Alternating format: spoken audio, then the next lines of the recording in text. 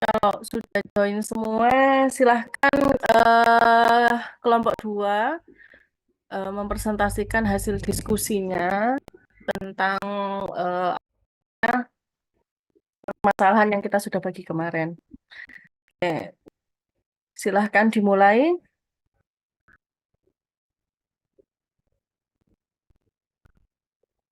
Bisa langsung dimulai ya, kelompok 2.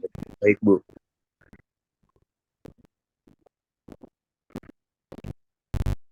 Oke, Assalamualaikum warahmatullahi wabarakatuh. Selamat pagi dan salam sejahtera untuk kita semua. Perkenalkan, kami dari kelompok 2 akan mencoba untuk discussion 2 terkait dengan mata barukan bersama saya Trigunawan Musa dan dua rekan saya yaitu Rini Maulida dan Dian Rizky Wulandari.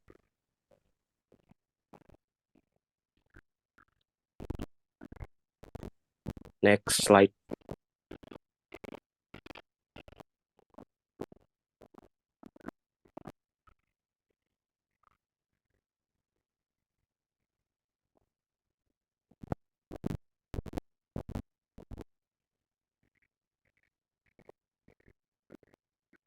Selanjutnya untuk latar belakang akan dijelaskan oleh Saudari Rini Maulida. Saya persilakan. Baik, terima kasih banyak atas kesempatan yang telah diberikan oleh rekan saya dan mohon instruksi apabila nantinya suara saya kurang jelas. Langsung saja di sini kelompok kami telah memaparkan beberapa hal penting yang sekiranya melatar belakangi diskusi kami. Sebagaimana yang kita tahu, bahwasanya semua negara, baik itu negara maju ataupun negara berkembang, memerlukan dana untuk bisa melangsungkan pembangunan dan berbagai hal lain untuk kemakmuran rakyatnya. Nah, negara berkembang ini memiliki beberapa sumber pendapatan yang telah diatur oleh undang-undang dari berbagai sektor yang nantinya akan saling melengkapi satu sama yang lain. Salah satunya adalah sektor bahan bakar fosil, yang mana sektor ini memainkan peran penting dalam perekonomian negara berkembang, bersamaan dengan munculnya tantangan yang signifikan. Bahan bakar fosil merupakan sumber energi utama yang mendukung berbagai sektor ekonomi di negara berkembang, entah itu melalui pajak, PNBP, ekspor, subsidi energi, dan lain sebagainya. Sebagai contoh gampangnya, kita membahas tentang negara kita sendiri, yaitu Indonesia. Sebagaimana kita tahu, Indonesia adalah salah satu negara berkembang berdasarkan beberapa indikator. Nah, di negara kita, bahan bakar fosil ini menyumbang sekitar 94% bauran energi nasional, terdiri atas 47% minyak bumi, 21% gas bumi, dan 26% batu bara. Energi dari bahan bakar fosil tersebut digunakan sebagai salah satu landasan dalam segala aspek kegiatan, terutama di bidang industri dan juga transportasi.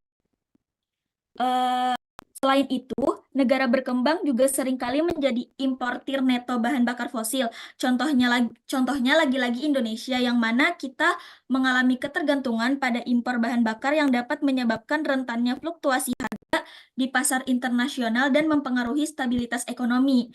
Nah, kemudian hal tersebut itu memunculkan kebimbangan pada negara, entah itu memilih untuk pembangunan ekonomi atau melindungi lingkungannya. Kontradiksi tersebut ini adalah hal kompleks yang seringkali dianggap bertentangan, namun tidak bisa kita kesampingkan antara salah satunya. Aktivitas manusia merupakan salah satu penyebab utama kerusakan lingkungan yang mengancam ekosistem serta keseimbangan ekologis. Sebagai contoh, pertumbuhan ekonomi seringkali mempengaruhi kelestarian lingkungan.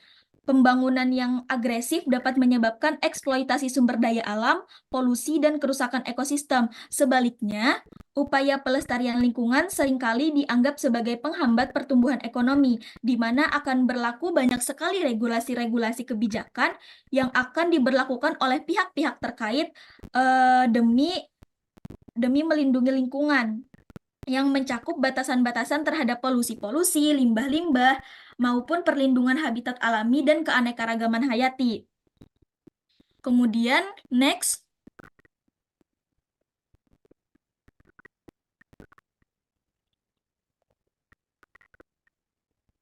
Nah, di sini terdapat rumusan masalah yang mendasari diskusi kami. Bagaimana sih cara negara-negara berkembang dapat menyeimbangkan pertumbuhan ekonominya dengan kebutuhan untuk mengurangi emisi dan melindungi lingkungan.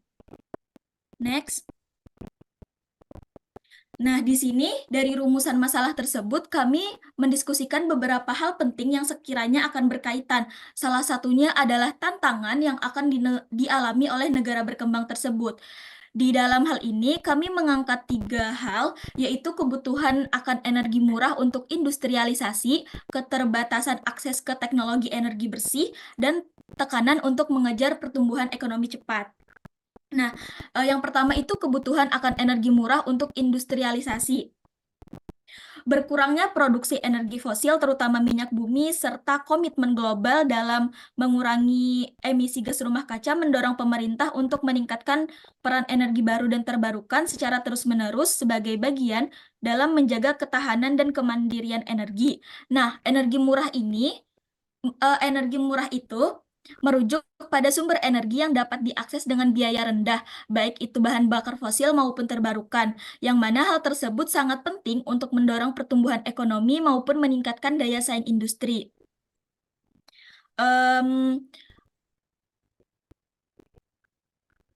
Beberapa contoh sumber energi murah adalah batu bara, air, dan berbagai energi terbarukan. Energi murah dapat meningkatkan daya saing sektor industri, memungkinkan perusahaan untuk mengurangi biaya operasional dan meningkatkan produktivitas.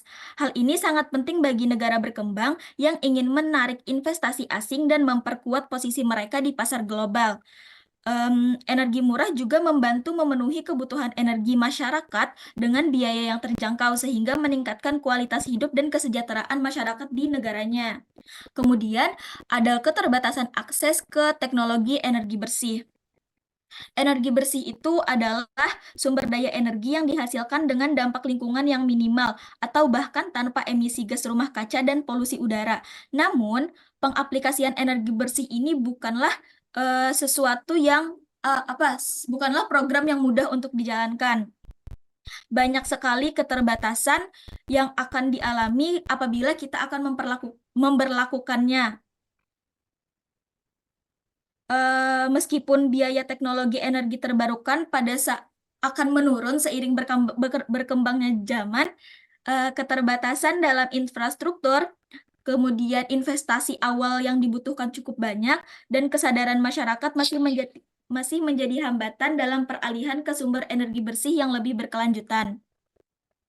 Keterbatasan infrastruktur dan kesiapan teknis contohnya, sebagaimana yang sekarang telah ada, misalkan pengembangan pembangkit listrik tenaga surya dan energi angin memerlukan infrastruktur yang memadai seperti jaringan listrik yang handal dan sistem penyimpanan energi. Namun di desa-desa yang jauh di pelosok sana, hal tersebut itu masih susah untuk diaplikasikan. Terus juga kurangnya tenaga-tenaga ahli untuk mengaplikasikan hal-hal tersebut. Terus yang terakhir di sini ada tekanan untuk mengejar pertumbuhan ekonomi cepat. Ekonomi di negara berkembang ditekan untuk bertumbuh cepat agar dapat meningkatkan kesejahteraan rakyatnya. Misalnya dengan meningkatnya pendapatan mereka dan akses layanan publiknya, serta berkurangnya tingkat kemiskinan. Menghadapi persaingan global di era globalisasi juga merupakan tekanan negara agar dapat terus bersaing dan memenangkan persaingan. Gejolak ekonomi global seperti inflasi yang tinggi, kenaikan suku bunga, dan konflik geopolitik dapat mempengaruhi stabilitas ekonomi negara. Saya kembalikan kepada moderator. Terima kasih. Baik, dengan segala tantangan negara-negara berkembang yang telah dipaparkan oleh Saudari Rini Maulida, maka kita perlu mengetahui apa saja yang menjadi dampak lingkungan dari penggunaan bahan bakar fosil atau yang berada pada ranah energi yang tidak terbarukan. Satu adalah peningkatan emisi gas rumah kaca. Bagaimana ketika bahan bakar fosil ini akan berlanjut pada peningkatan emisi gas rumah kaca, yaitu ketika bahan bakar fosil batu bara misalnya atau minyak dan gas alam untuk menghasilkan energi ketika dibakar, maka sejumlah besar karbon dioksida atau CO2 akan dilepaskan ke atmosfer. CO2 tersebut akan bertindak seperti selimut yang akan menyelimuti bumi sehingga akan memerangkap panas matahari dan menyebabkan suhu rata-rata di bumi akan meningkat. Bukan hanya CO2 saja, ada beberapa pembakaran bahan bakar fosil yang juga akan menghasilkan gas-gas rumah kaca. Misalnya metan atau CH4 dan oksida nitrat atau NOx yang akan memperparah efek pemanasan global atau global warming. Contohnya seperti pembangkit listrik tenaga batu bara yang merupakan salah satu sumber emisi CO2 terbesar. Setiap ton batu bara yang dibakar dapat menghasilkan sekitar 2,8 ton CO2. Yang kedua adalah dampak lokal. Polusi udara akibat pembakaran bahan bakar fosil tidak hanya berdampak pada iklim global, tetapi juga akan menyebabkan masalah kesehatan yang serius bagi manusia.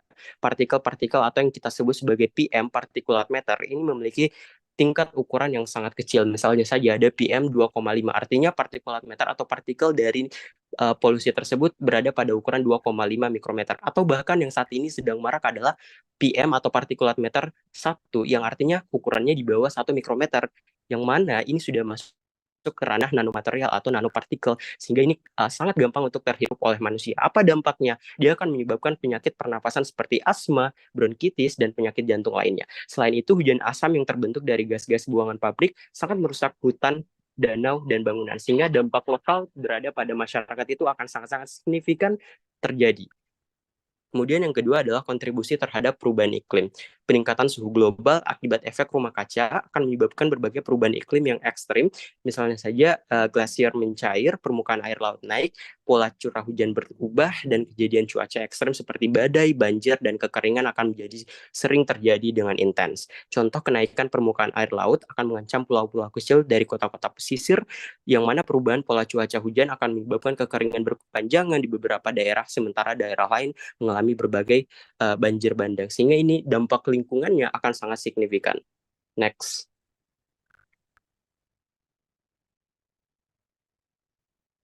Nah, sejalan dengan pertanyaan yang menjadi rumusan masalah yang dijelaskan oleh Saudari Rini tadi, sehingga bagaimana sih sebenarnya negara-negara berkembang dapat menyeimbangkan antara pertumbuhan ekonomi mereka dengan transisi energi tersebut. Beberapa strategi penyeimbangan yang bisa kami sampaikan adalah: satu, investasi energi terbarukan.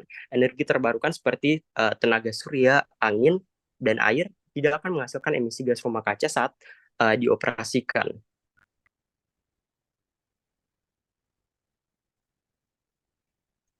Dengan berinvestasi dalam teknologi energi terbarukan, kita dapat mengurangi ketergantungan pada bahan bakar fosil dan akan memperlambat laju perubahan iklim. Contoh konkret, pemasangan panel surya di atap rumah atau gedung dapat menghasilkan listrik bersih dan mengurangi tagihan listrik. Pembangkit listrik tenaga angin atau dapat menghasilkan energi listrik dengan jumlah besar tanpa menghasilkan polusi udara. Kemudian yang kedua adalah peningkatan efisiensi energi. Selain beralih ke sumber energi yang lebih bersih, kita juga perlu meningkatkan efisiensi penggunaan energi. Hal ini dapat dilakukan dengan berbagai cara, seperti menggunakan peralatan yang hemat energi, misalnya mengisolasi rumah untuk mengurangi kehilangan panas dan menghilangkan proses produksi di industri. Misalkan penggunaan lampu LED yang lebih hemat energi dibandingkan lampu pijar dapat menghemat konsumsi listrik secara signifikan.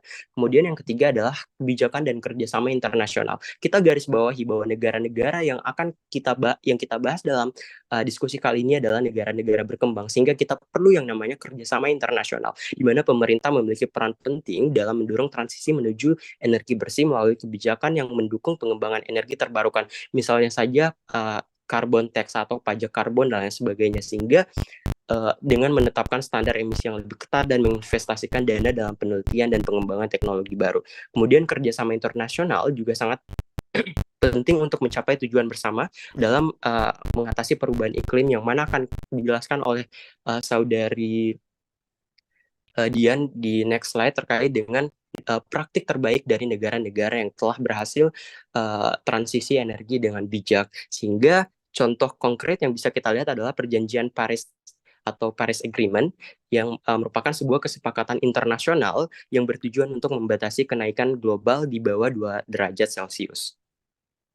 Selanjutnya akan saya serahkan kepada Saudari Dian.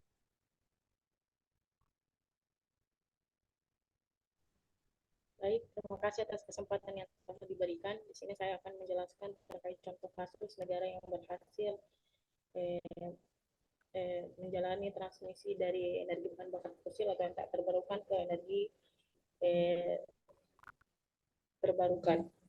Yang dimana kami mengambil 3 contoh negara yang berhasil menyumbangkan ekologi dan ekonomi dalam mendukung SDGs atau Sustainable Development Energy. Yang pertama adalah Swedia, yang dimana negara Swedia ini berhasil menurunkan emisi gas rumah kaca sebanyak 29% dari tahun 1990 hingga sekarang, di mana negara ini menerapkan kebijakan ekonomi sirkular yang berfokus pada pengurangan limbah dan penggunaan kembali sumber daya alam. Yang kemudian yang kedua adalah negara Jerman. Negara ini berhasil mengurangi ketergantungan pada bahan bakar fosil dengan mengurangi penggunaan bahan bakar fosil melalui inisiatif Greenwende atau transisi energi pada tahun 2020. Yang dimana lebih dari 46% listrik yang digunakan di Jerman itu diproduksi dari sumber daya energi terbarukan seperti angin, matahari, dan biomasa. Di mana negara Jerman ini juga berhasil mengurangi emisi karbon tanpa menghambat pertumbuhan ekonominya. Negara yang ketiga adalah negara Costa Rica, yang dimana negara ini menjadi negara yang menggunakan 98% kebutuhan listriknya menggunakan energi terbarukan seperti air, angin, dan geothermal. Kemudian pada diskusi kami dapat menyimpulkan bahwasannya penggunaan bahan bakar fosil telah menimbulkan dampak negatif yang signifikan terhadap lingkungan, di mana untuk membangun masa depan yang lebih berkelanjutan, negara-negara ini perlu segera beralih ke sumber energi yang lebih bersih dan efisien, serta menerapkan kebijakan yang mendukung upaya mitigasi perubahan iklim dengan cara kerjasama internasional, menerapkan kebijakan hijau dan peningkatan efisiensi energi, serta secara perlahan agar dapat mempertimbangkan kondisi perekonomian setiap negara. Mungkin itu dari saya serahkan kembali ke moderator. Baik, itulah presentasi dari kami kelompok 2 terkait dengan selanjutnya yaitu diskusi. Untuk teman-teman boleh cek di grup terkait dengan materi presentasi yang telah kami bawakan tadi. Terima kasih. Oke, terima kasih presentasinya untuk kelompok 2. Bagus ya presentasinya. Jadi secara umum sudah memaparkan tentang regulasi atau regulasi untuk beralih dari energi fosil ke energi terbarukan. Nah, saya berikan waktu untuk teman-teman kelompok 1. Apabila ada pertanyaan, bisa langsung ditanyakan.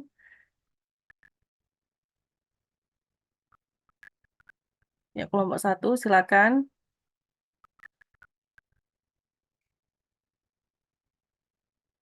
Nah, sambil nunggu pertanyaan dari kelompok 1, mungkin saya ingin mendengar pendapat kalian nih.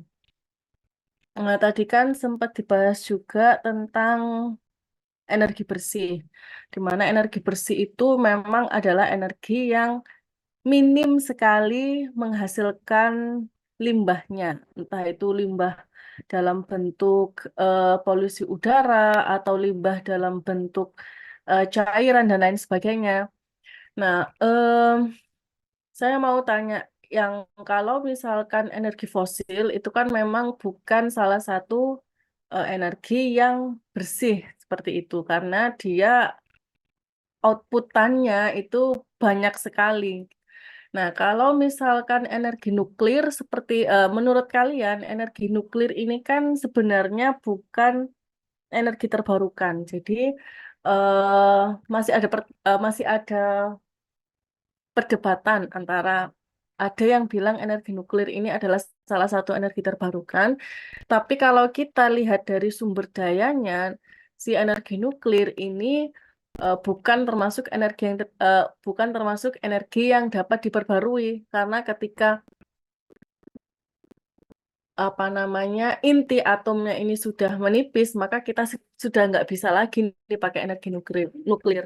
Nah, menurut kalian si energi nuklir ini itu bisa dikatakan energi yang bersih atau tidak? Lalu yang kedua, bagaimana menurut pandangan kalian ketika regulasi-regulasi untuk beralih dari energi fosil ke energi terbarukan itu diaplikasikan di Indonesia. Bisa nggak sih Indonesia itu menerapkan regulasi-regulasi yang sudah kalian jelaskan itu tadi? Sambil nunggu pertanyaan, boleh ditunggu teman-temannya, didiskusikan dulu. Nanti kalau sudah ada jawabannya, silakan dijawab.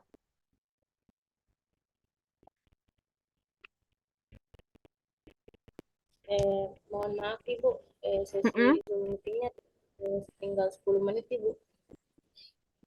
Oke, Bisa, berarti ini kita close Zoom dulu, nanti bikin link baru lagi gitu ya.